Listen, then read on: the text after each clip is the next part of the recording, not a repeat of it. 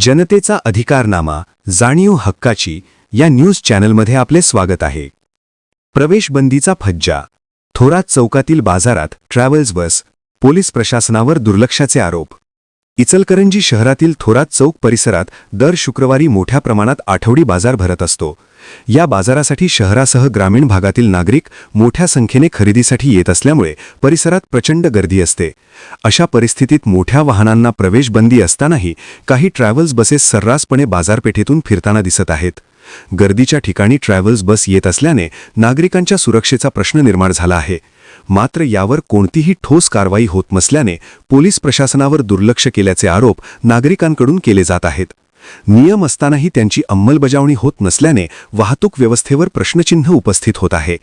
यामुळे आठवडी बाजारात खरेदीसाठी आलेल्या नागरिकांमध्ये भीतीचे वातावरण निर्माण झाले असून अशा नियमभंग करणाऱ्या ट्रॅव्हल्स बसवर तातडीने कठोर कारवाई करावी अशी मागणी नागरिक व व्यापाऱ्यांकडून होत आहे.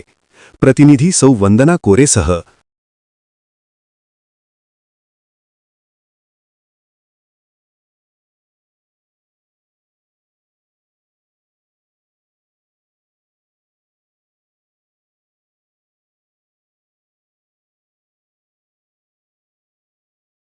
जनतेचा अधिकारनामा जाणीव हक्काची या न्यूज चॅनलमध्ये जनतेच्या हक्काचा आवाज. सत्ता व्यवस्थेचे प्रश्न थेट तुमच्यापर्यंत. जाहिराती आणि बातमीसाठी आजच 70 57 87 98 02 शी संपर्क साधावा.